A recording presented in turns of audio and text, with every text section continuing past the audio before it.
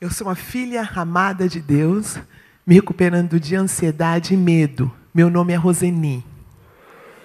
É muito bom estar aqui. É muito bom estar aqui. É uma honra estar aqui, caminhando com cada um de vocês. Um lugar em que nós podemos falar sobre nossas questões. E eu quero elucidar um pouquinho no nosso tema de hoje. Então, falaremos sobre mecanismos de defesa. Muito bem. Mecanismos de defesa. Pedi que a Dani, por gentileza, projete o primeiro slide. Eu fico fascinada com a beleza da palavra de Deus. Amados, as verdades que vêm de Deus, elas estão em todos os segmentos de nossa vida. Se é de Deus, vai estar dentro da biologia, vai estar dentro da geologia, vai estar dentro da psicologia e vai estar dentro da psicanálise. Se não for de Deus, não vai subsistir a biologia, nem a geografia, nem a psicologia, nem a psicanálise, nem a teologia. Eu fui uma daquelas pessoas criadas, e o que me foi dito é que a verdade de Deus estava dentro da teologia. Se era da teologia, era de Deus. Eu tenho aprendido que muitas coisas de Deus não estão na teologia, muito pelo contrário. E estou entendendo que muitas coisas de Deus estão em outras áreas, em outro segmento. Eu não vou usar muito o nome dele, porque nós temos um certo preconceito contra Freud.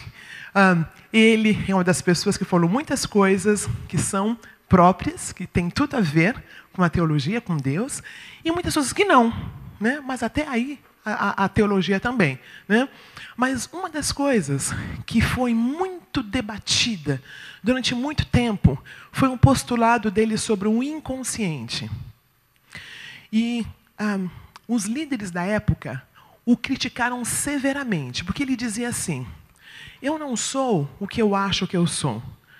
Eu não sou o que eu penso que eu sou. Tem alguma coisa dentro em mim que quer uma coisa e eu quero outra. Tem alguns impulsos meus que eles estão lá, mas eu quero outros. Tem uma divisão dentro de mim. E eu vejo que os cristãos, nós vemos isso na própria palavra de Deus. Nós vimos Davi. Ele fala assim: Senhor, sondas-me e conheces-me.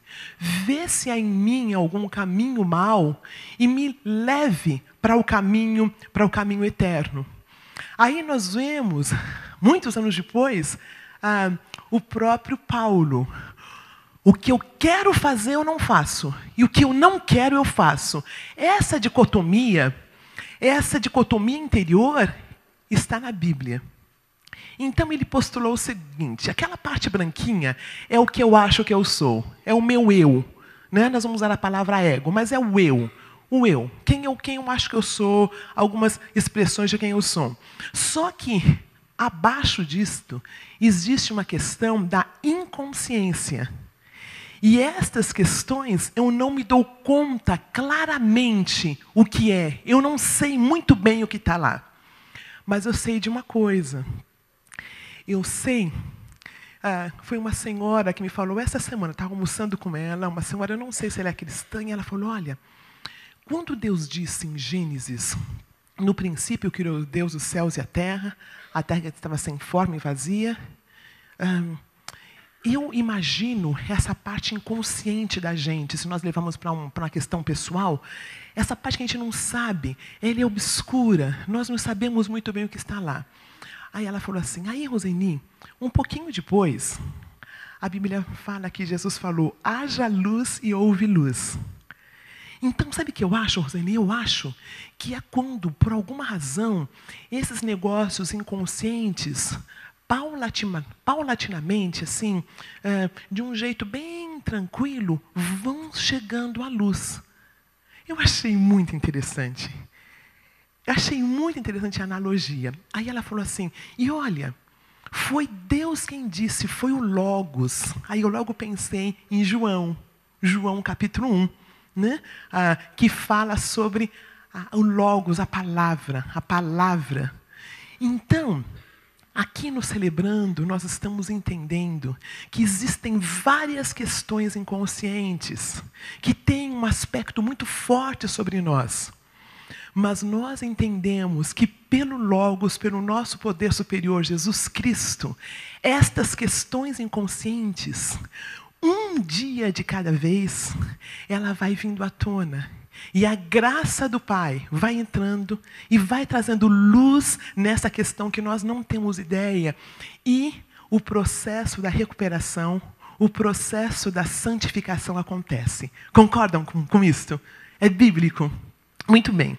Então, essa partinha de cima é o que eu consigo ver sobre eu mesmo. E tem toda essa parte anterior. Abaixo. Quero falar sobre três partes do psiquismo. Vou falar bem devagarzinho, dando exemplo, para que todos nós entendamos, tá bom? Tem uma parte que é chamada de id. É a parte inconsciente. Ela está ali, tá vendo o id? Marronzinho. E essa parte é a mais primitiva, a menos acessível. Nós não conseguimos vê-la. E nós, na verdade, um grande psicólogo chamou de um caldeirão cheio de excitações fervescentes. Ali dentro, Dani, pode colocar o segundo. Ali dentro, nessa parte de baixo, tem pulsões agressivas, tem medos, tem fantasias, tem desejos, tem recalcamentos. Quando eu vejo isso, sabe o que eu me lembro, queridos? Do que Paulo, no Novo Testamento, fala sobre a carne, não é? Sobre o poder da carne, a concupiscência da carne. Ali estão todos os tipos de taras, todos os tipos de pecados, vamos dizer assim. O id, ali é o receptáculo de lembranças traumáticas, reprimidas. É um reservatório de impulsos que constitui uma fonte de ansiedade por serem socialmente e etnicamente inaceitáveis. Ali tem coisas que nós não costumamos confessar, mas no Celebrando a gente confessa. No Celebrando nós confessamos. Sou humano e nada que tem dentro em mim é alheio a outras pessoas. Não tem nada de errado que é alheio a mim. Eu tenho a potencialidade de fazer todos os crimes, todas as coisas horrendas. Eu não as faço pela graça de Deus, mas eu tenho o potencial de fazer. Outra coisa do id, ele desconhece o julgamento de valores, o bem, o mal e a moralidade. Ele busca satisfação imediata, sem tomar conhecimento das circunstâncias da realidade. Né? É a parte animalesca. É uma parte animalesca. Aí, nós temos o eu. O eu, o que é? É um mediador entre esse meu id e entre eu. Ele tenta fazer essa ponte. Ele representa a razão, a racionalidade. Ao contrário da paixão existente e racional do id. Ele é racional. Ele obedece ao princípio da realidade. Lembra? O id é do prazer. Eu quero, eu faço. Como se fosse um animalzinho, né? O animalzinho faz, ele nem pensa. Né? Mas nós temos o eu, o ego. E ele é o princípio da racionalidade. Ele obedece ao princípio da realidade. Enquanto o id anseia cegamente e ignora a realidade, esse eu, esse ego, tem consciência da realidade e ajuda a regular essa pulsão forte que eu tenho de fazer coisa errada. Esse eu, esse ego, existe para ajudar esse id, essa força animal aí dentro, a satisfazer os instintos, mas de uma maneira saudável. Por exemplo, eu estou com fome, então, como uma pessoa educada, mesmo com muita fome, eu vou esperar ser servido. Ou eu vou comprar o alimento. Eu não vou fazer como um cachorrinho que entra lá e rouba. Certo? Então, esse é o papel. Eu não sei se eu quero falar do superego por causa do tempo. Então, eu vou... basicamente, o superego é o que nós aprendemos quando crianças. Não pode fazer isso, não pode fazer aquilo. É a questão moral. existe uma moralidade. Eu sou ensinada desde pequenininha o que fazer e o que não fazer. Então, basicamente, falamos sobre 3 coisas, tá bom? Falamos, então, sobre o id, esse poder animalesco, essa necessidade de prazer. Falamos sobre o ego, que é uma questão da realidade. O Freud falou uma coisa interessante. Ele falou, pensa num cavaleiro em cima de um cavalo. Tá? O cavalo seria o id, né? Animalesco, indo para tudo quanto é lugar. E o cavaleiro ali com umas rédeas. Não, aqui não pode, ali você não pode. Né? Um bom exemplo. Né? E aí, então, a questão do superego, esse aspecto moral de personalidade, é um produto da internalização dos valores e padrões recebidos dos pais e da sociedade. Quando eu estava preparando esse estudo, eu pensei em algo muito interessante. Nicodemos era um homem que tinha um bom superego. Na verdade, o religioso, ele tem um superego bem desenvolvido. Ele sabe que ele não pode fazer essas coisas, ele tem padrões firmes, fortes, só que isto não faz dele um filho amado de Deus. Isso não faz dele um filho amado de Deus. Ter um superego ali, firme, forte, como nós religiosos, né? Eu estou me recuperando disto, não pode, não é algo necessariamente bom. É bom, de uma maneira geral é bom. Mas quando o negócio pipoca, concorda? Sabe quando você ouve aquelas reportagens? Mas era um homem tão educado, era uma pessoa tão fina, tão calma. Calma o quê? Por baixo do negócio estava ali, fervendo.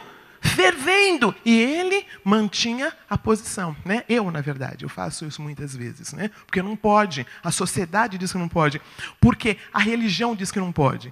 E até falamos que Deus diz que não pode. É claro que Deus diz que pode. Mas a gente joga para Deus essa questão de não resolver esses conflitos internos aqui. Dá para perceber? Muito bem, então. O id, fonte de energia psíquica, o aspecto de personalidade relacionado aos instintos. O ego, aspecto racional da personalidade, responsável pelo controle dos instintos. O superego, o aspecto moral da personalidade, produto da internalização dos valores e padrões recebidos dos pais e da sociedade. Aí entra nosso mecanismo de defesa. Esse ego, ele tenta retardar os ímpetos agressivos e sexuais do id. Ele também percebe e manipula a realidade para aliviar a tensão que isso acontece. E ele também tem que lidar contra a perfeição do superego. É uma responsabilidade muito grande desse ego, né? Desse eu.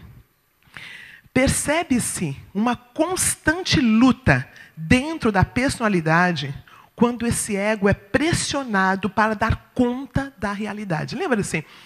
Acho que foi Nietzsche que falou que o homem ele consegue lidar com um X de verdade, que quando a verdade é muito grande, quando é muito densa, ele não dá conta, ele tem que arranjar um alívio. Então, é sobre isso que nós estamos falando. Há 2 maneiras de lidar contra essa ansiedade oriunda desses conflitos. Porque os conflitos fazem parte da nossa humanidade, concorda? Faz parte, né? Essa luta, faço ou não faço, devo ou não devo, até onde eu vou, até onde é ético, até onde eu devo. Então, isso faz parte de sermos humanos. Aí, tem 2 maneiras de lidar com essa ansiedade. Uma delas é encará-las. Tem coisas que nós conseguimos encarar, conseguimos lidar. Essas coisas que nós conseguimos encarar e lidar, depende de onde nós estamos. Aos 20 anos, algumas coisas eram muito difíceis, muito mais difíceis para nós lidarmos. Agora, aos 40, já não é tão difícil, já conseguimos lidar. Mas tem algumas situações que estão lá embaixo, alguns recalcamentos, algumas situações que aconteceram até os 5 aninhos, que são muito difíceis de nós lidarmos. E aí que o ego, ele usa esses mecanismos. Aí que ele usa esses mecanismos para defender-se da dor, para defender-se da situação que o atormenta. Então, basicamente, eu vou definir como mecanismo de defesa processos que aliviam o meu eu, o meu ego, do estado de uma tensão muito grande. Devido a esse jogo de forças presentes na nossa cabeça, as mesmas se opõem e lutam entre elas. E aí surge essa ansiedade, cuja função é assinalar um perigo interno. Quanto mais o ego estiver bloqueado, quanto mais nós estivermos regredidos, mais difícil é nós lidarmos com a determinada situação. Então, se encontra um escape. E qual é esse escape? Quais são alguns desses escapes que nós usamos? Dani, pode colocar, por gentileza, o primeiro. Uma das maneiras como nós lidamos com a dor, quando vem algo que eu não consigo lidar, é a compensação. A compensação é encobrir uma fraqueza real ou percebida, enfatizando uma característica que se considera mais desejável. Por exemplo, um menino deficiente físico não consegue jogar futebol. Por isso ele compensa, tornando-se muito estudioso. Eu compenso. No meu caso, eu cresci, eu era pequenininha, e aí eu era bem gordinha. E continuei gordinha até os 25. Aí eu ganhei uma bolsa para estudar fora, aí eu percebi que eu era muito gordinha, eu emagreci. Mas nesse processo de emagrecer, eu fiquei anoréxica. Então eu não me lembro, não sei qual é o peso, mas de 190 pounds, eu passei para 145. 45, 55, 65, 75, 50 pounds. É muita coisa. Eu perdi, em pouco tempo, 25 quilos, mais ou menos. Aí, uma coisa muito interessante, eu estava num outro país, eu descobri, então, que eu era gordinha. Aqui no Brasil, eu era só fofinha e simpática. Né? Aí eu chego nesse outro país, que eu sou gorda e negra, e era pobre. Só faltava ser judia, né? Então, eu compensei. Eu era a menina mais alegre da faculdade nos Estados Unidos. Brasileiro já é alegre, né? Comparado com o americano. Então, imagine eu era uma bola de alegria. É uma bola de alegria. Nossa, ganhava todo mundo, abraçava todo mundo, e todo mundo achava que eu era maravilhosa. Eu adorava ser maravilhosa. Continuo adorando, tá? Então...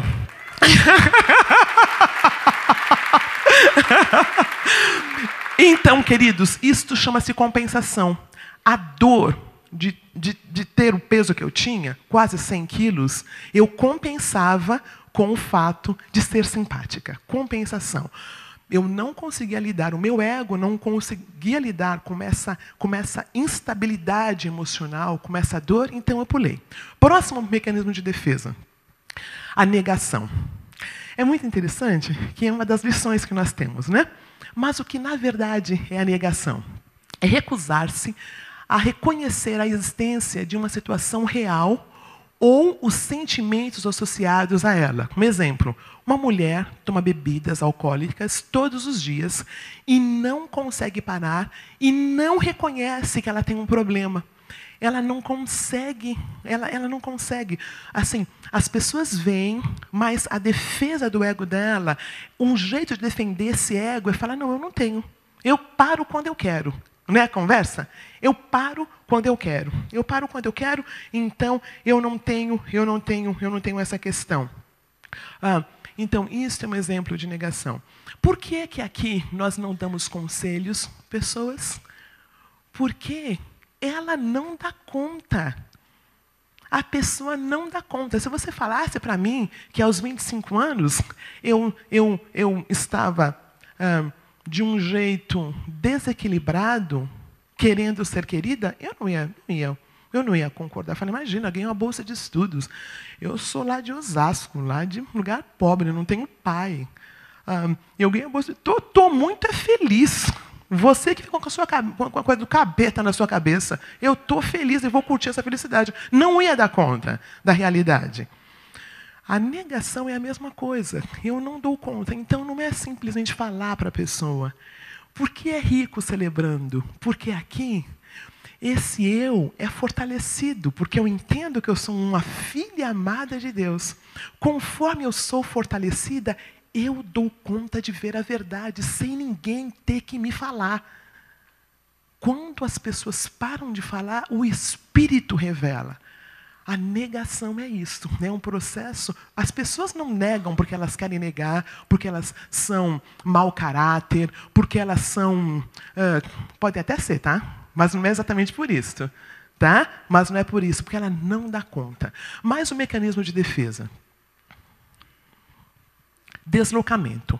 A transferência de sentimentos de um alvo para outro que é considerado menos ameaçador ou é neutro. Por exemplo, o cliente está furioso com o seu médico.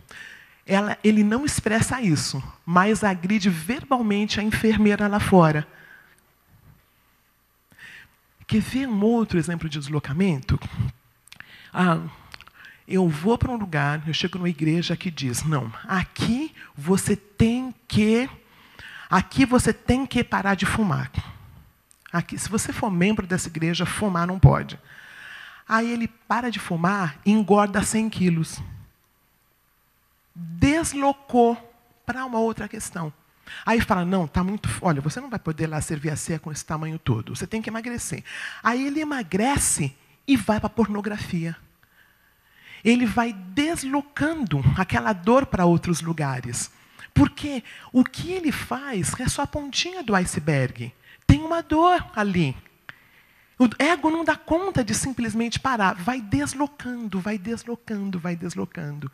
Então, é muito precioso quando eu entendo que eu sou essa filha amada, que eu entendo que eu tenho que lidar com algumas questões, e aí eu dou conta de lidar com aquela. Eu desloco um pouquinho, né? No meu caso, né? De ser gorducha, aí fiquei bem magra, né? Aí, depois eu conto os outros, até o final da palestra. Não sei porque eu pedi para gravar esse negócio. Bom, a gente não vai nem no Facebook, tá?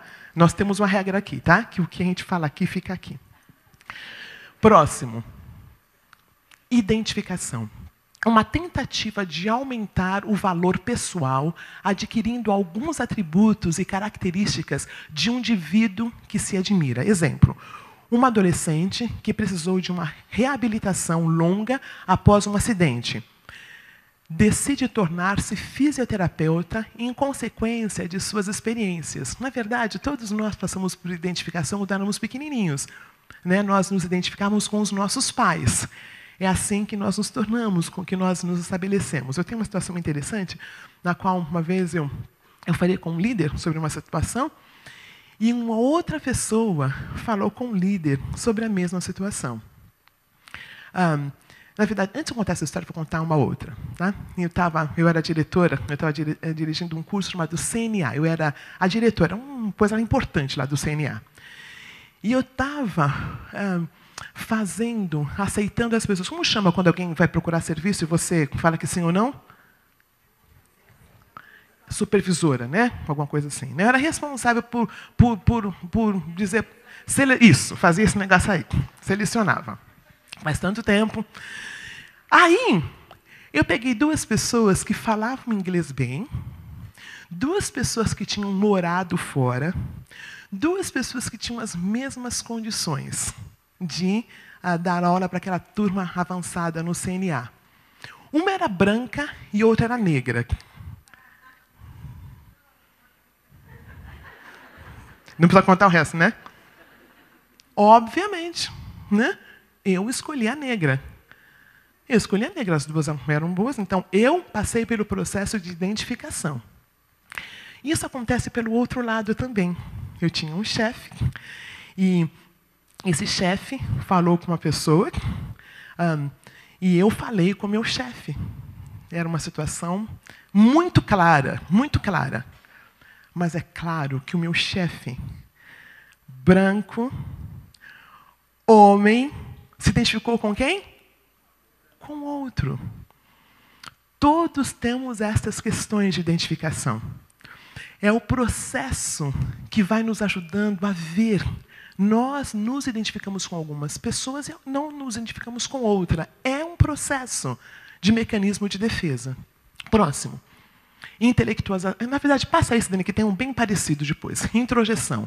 Integrar as crenças e valores de outro indivíduo à estrutura do seu próprio ego. Por exemplo, as crianças integram o sistema de valores de seus pais ao processo de formação da consciência. Uma criança diz a um amigo, não trapaceie, isso é errado. Né? Nós introjetamos certas regras, nós introjetamos certas pessoas. Porque uma criancinha, ela consegue...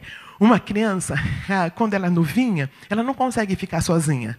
Né? Ela tem que saber que a mãe está por fora. Ela está ali pertinho. Né? Ela chora quando a mãe não está perto. Depois de uma certa idade, 3, 4 aninhos, se ela teve uma infância saudável, ela consegue ir no parquinho, brincar um pouquinho e olha, a mãe está lá. Aí, agora, né, 5 aninhos, ela vai para a escola e aí ela já consegue ficar longe da mãe. Né? Se passou por um processo normal. Ela tem essa mãe introjetada dentro dela.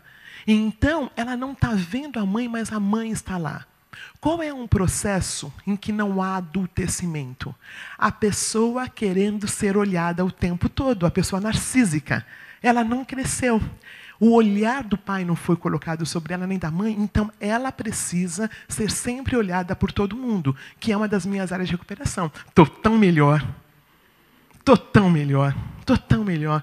Porque eu estou entendendo que eu sou essa filha amada de Deus, que todo mundo tem pessoas para eles olharem. Se não olharem para mim, não significa que não gostaram de mim necessariamente. Né? Então dá para ficar sem o olhar desse outro grande, porque eu tenho o olhar do Pai introjetado em mim. Então eu consigo ser líder, porque eu não preciso que o outro goste de mim. Olha que tremendo. Né? Não tem como ser líder e ainda ser infantil, porque tem situações que têm que ser decididas. E eu estou descobrindo uma coisa. As pessoas gostam de líderes. Nós não gostamos de pessoas que ficam em cima da parede, em cima do muro. Nós não gostamos, porque é melhor dizer sim ou não, e nós admiramos pessoas que sabem quem elas são. Nós não gostamos de pessoas que ficam mudando o tempo todo. É melhor ter uma pessoa que, às vezes, até erra, mas decide, do que uma pessoa que fica tentando descobrir. Isto é ser adulto. É quando eu falo, nós vamos por aqui. Eu me lembro de uma palestra que a Marta deu, e ela falou uma coisa bonita. Ela falou sobre não ficar mendigando amor. Ela usou o exemplo de Davi, quando ele chama Mefibosete para sentar à mesa. Era neto do inimigo dele, queria matá-lo, e ele tinha um problema físico, e foi chamado para sentar à mesa do rei. Então, o ponto dela é, nós podemos saber quem nós somos. E nós podemos lidar com pessoas que não gostam da gente. Podemos lidar com não. Próximo, Dani, por favor. Isolamento. Separar um pensamento ou recordação do sentimento, afeto ou emoção a eles associados. Um bom exemplo de uma mulher que foi estuprada e não demonstrou nenhuma emoção. A dor foi tanta. O mecanismo de defesa dela foi isolar. Ela isola a emoção. Ela isola a situação. Próximo, Dani. Olha, para a recuperação vai ter que voltar lá. Para a recuperação vai ter que voltar lá e vai ter que passar por aquela dor e chorar aquela dor. Porque simplesmente, e é muito gostoso quando a gente está no retiro de inventário, tantas coisas vêm à tona. Porque a pessoa já trabalhou alguns passos, a pessoa fortaleceu o eu, e muitas coisas que estavam isoladas, que ela não dava conta, ela consegue falar. É a palavra cura. E como ela vai falando, ela vai se implicando, e ela consegue chorar aquela dor. Então, mecanismo de defesa até que a pessoa amadurece. Próximo. Volta por favor. A projeção. Atribuir sentimentos ou impulsos inaceitáveis de si mesmo a outra pessoa. Tá? Eu errei ali. Atribuir sentimentos ou impulsos inaceitáveis de si mesmo para outra pessoa. Exemplo. A Maria sente uma forte atração sexual por seu treinador de corrida. Ela diz a uma amiga, ele está doidinho por mim.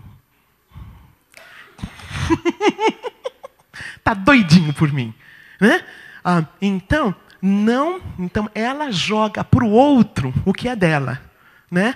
Joga para outra pessoa o que na verdade é dela.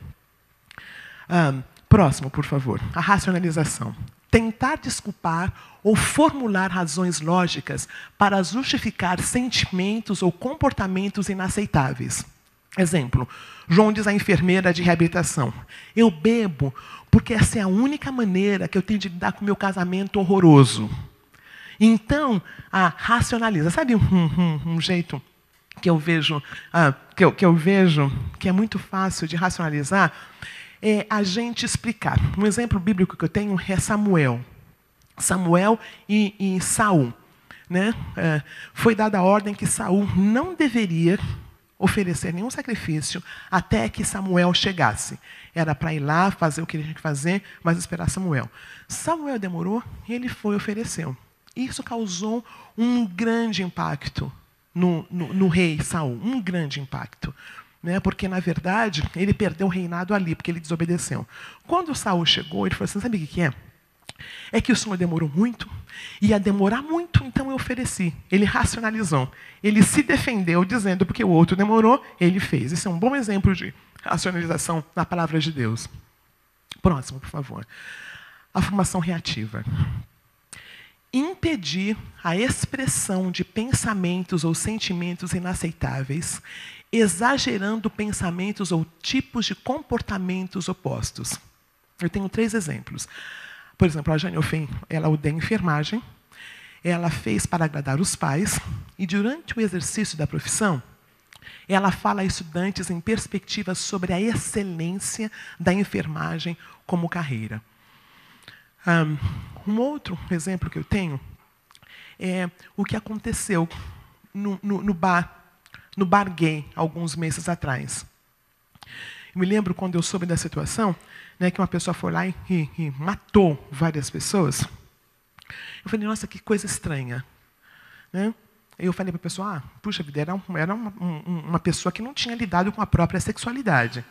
Né? E realmente, depois que eu fui ver a história, a gente foi ver a história, era uma pessoa que frequentava o bar.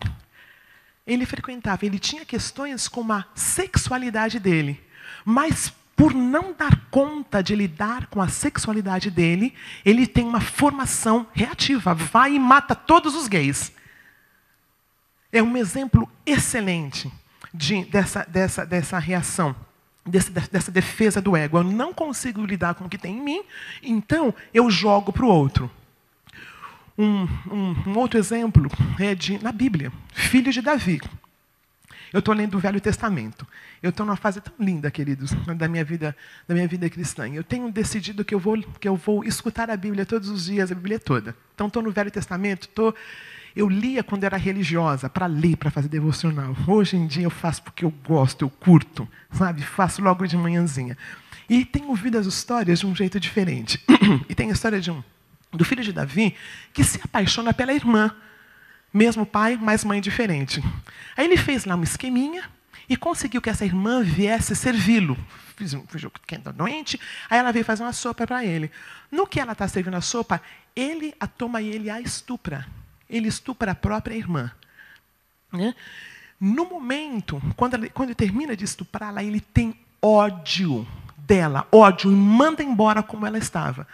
Naquela época, o povo de Israel, toda uma cultura, ela sai acabada. Assim, ela é reconhecida, ela usava uma roupa de filha de rei, de princesa. Então ela tira essa roupa e coloca as cinzas na cabeça, que era o jeito como eles lidavam com isto.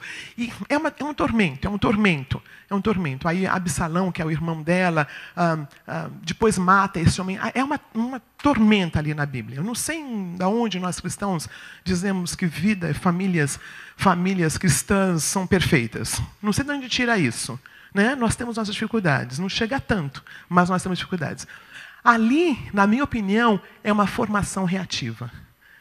Ele faz algo tão ruim, ele não tem como lidar com o desrespeito, com uma questão animal, aquele id dele, pegou forte, ele não sabe o que fazer. Ele a odeia, assim que ele a possui. Ele a odeia, formação reativa. Uma das perguntas que nós vamos ter daqui a um pouquinho é qual é o possível mecanismo de defesa que você usa, porque nós usamos alguns, poucos. Nós temos os nossos prediletos. Nós temos os nossos prediletos. Eu confesso que, enquanto eu preparei esse estudo, eu descobri que formação reativa é muito claro que eu uso. Muito claro que eu uso. Eu sou uma religiosa e não podia expressar raiva. Não podia. Sabe aquele superego que eu mostrei no comecinho? Bem desenvolvido em mim, bem desenvolvido. Então, não, e o religioso tem isso bem desenvolvido. Então, não podia expressar raiva. Então, eu me pego muitas vezes dizendo coisas positivas, quando, na verdade, né, teve algumas reuniões em que eu não podia falar. Porque a pessoa que está trabalhando isso, ela tem que trabalhar muitas questões ainda internas. Então, no processo, eu sempre me abstenho de falar. Porque se eu falar, vai ser muito duro. Então, a minha tendência é ir para o outro lado. Então, esse é o meu. Você vai tentar descobrir, quando nós dividirmos, qual é o teu, qual que você provavelmente usa bastante. Próximo, por favor. Regressão. Retirar-se em resposta ao estresse para um nível anterior de desenvolvimento e as medidas de conforto associadas a este nível. Exemplo. Ao ser hospitalizado devido a amidalite, Jay, de 2 aninhos, só mama na mamadeira, embora sua mãe diga que ele está tomando leite no copo há 6 meses. E a gente vê isso muito com criança. Que ela está indo, de repente, ela quer a chupeta. Já não tem chupeta há um tempão. Nós, pessoas que estão em recuperação, temos a tendência de voltar, né? É o nosso lapso. Já não ligávamos para a pessoa há um tempão. Não sabe? Tão bem. De repente, deu um probleminha, né? E a pessoa nunca atende, né? Mas você continua ligando. A pessoa nunca pode falar com você, você continua ligando. Né? Isso é um exemplo de regressão. Você está já caminhando no seu processo de recuperação e você tem uma regressão ao anterior, assim como um bebê. Próximo, por favor. Repressão. Bloquear involuntariamente da própria consciência sentimentos agradáveis. A vítima de um acidente que não consegue se lembrar nada a respeito do acidente. Tá? Então, ele reprime, ele manda lá embaixo para o inconsciente. Ele não lembra. Né? É uma defesa do ego. Vocês sabem disso? Que é um jeito de a gente não sentir aquela dor, do impacto daquela batida. A gente não lembra. Né? A gente vai para o hospital, a gente passa pela UTI. Né, doutora? Né? E a gente não lembra daquilo, porque é um jeito de nós guardarmos essa dor, não passarmos por essa dor. Próximo, por favor. Sublimação. Esta é a considerada ideal. Quando você sublima aquela situação. Quando você consegue fazer algo diferente. Redirecionar as pulsões ou impulsos que são pessoal ou socialmente inaceitáveis para atividades construtivas. Por exemplo, uma mãe cujo filho foi morto por um motorista embriagado canaliza sua raiva e energia para ser a presidente da seção local das mães contra motoristas bêbados. Né? É interessante, alguma coisa produtiva que você faz. Né? Aí você perdeu um filho com um câncer raríssimo. Então, aquela dor te faz levantar fundos de pesquisas para aquela doença que acabou levando o seu filho. Sublimar uma situação. Sublimar uma situação. Dizem que, da Capela Sistina, Michelangelo, né? Ele era uma pessoa que tinha muito talento. Mas ele era a questão sexual dele era muito complexa. Era muito complexa. Ele canalizou isto para a pintura. Um grande homem que nós falamos muito aqui, um padre também, que a Fátima gosta sempre, volta e meia tem algumas citações dele. Henry Nouwen, né? Também uma questão quanto à identidade sexual. Ele canalizou isto para escrever, sublimar uma questão. E acho que tem mais 2. Anulação. Desfazer ou cancelar simbolicamente, não, na verdade é a próxima, por favor, a próxima. Não, volta, é essa. Desfazer ou cancelar simbolicamente uma experiência que considerar intolerável. Por exemplo, essa pessoa está nervosa no seu novo emprego, grita, eu tenho um melhor. É de um filme. É um filme com Leonardo DiCaprio. Uma tragédia aconteceu na vida dele, uma grande tragédia aconteceu na vida dele. Ele, na verdade, eu não queria falar, mas depois assistiram um filme. Ilha do Medo, eu acredito. Alguém assistiu? Né? Então ele comete um crime absurdo com a família. A dor é tão grande que ele não consegue lembrar. Foi para o inconsciente de tal forma. E ele está no hospital psiquiátrico e todos estão tentando. E às vezes vem, mas logo ele não dá conta e se vai de novo. Né? Vamos imaginar então aquele personagem nos celebrando, né? Sendo amado, estando no lugar em que ele é amado, em que ele é respeitado. Tendo esse eu fortalecido, ele entrega a vida para o poder superior Jesus Cristo. Existe a possibilidade de vir à tona de novo para ele poder lidar. É isso que nós somos nos celebrando. É isso que é o processo da minha recuperação. Quando eu estou com pessoas que me amam, com minhas dificuldades, com minhas formações reativas. Quando eu falo, queridos, falar, confessar. Olha, não tem como fazer alguém confessar uma coisa que ainda está no inconsciente. Tem que vir. Tem que vir. Sabe, volta ao primeiro slide, Dani, por favor. Queridos, sabe quando esse id vai estar totalmente renovado e não vai ter questões fortes aqui embaixo? Todo ele renovado? Sabe quando? Na eternidade. Eu vou ficar velhinha aqui no celebrando, vocês sabem, né? Contei, né? Mas, olha, vai estar longe de estar limpinho isso aqui. Vai estar longe de estar limpinho. Né? O processo total de... As questões nossas, de mecanismos de defesa, nós não os teremos somente na eternidade. Enquanto aqui, vai vir uma coisinha aqui, depois vai vir outra coisinha ali, e vai vir outra coisinha lá. Por isso que a gente não fica falando da mesma coisa aqui. Sou uma filha de Deus, sabe? Eu comecei lá atrás com assertividade, melhorei um pouquinho, aí eu estou lidando com a questão da ansiedade e com a questão do medo, e logo, logo vão vir outras áreas. E quando eu vou confessando, a graça vai entrando. Conforme a graça vai entrando, mais transparente eu fico e menos mecanismos de defesa eu preciso usar. Porque o mecanismo de defesa não é nada mais que uma mentira. Porque eu fico repetindo a mesma situação, né? Eu vou deslocando para outras áreas. Então, quero terminar esse estudo, queridos, dizendo que a graça de Deus é suficiente para lidarmos com este ego frágil que está tentando equilibrar todos os impulsos carnais que nós temos, esse superego que nos assola, que diz que não pode, e ele vai recebendo a graça de Deus para se fortalecer, entendendo que ele é um filho amado de Deus. Então ele consegue lidar com as situações sem ter que negar, deslocar, usar formação reativa, deslocar, e sejam eles quais são o que nós usamos para lidar com essas defesas.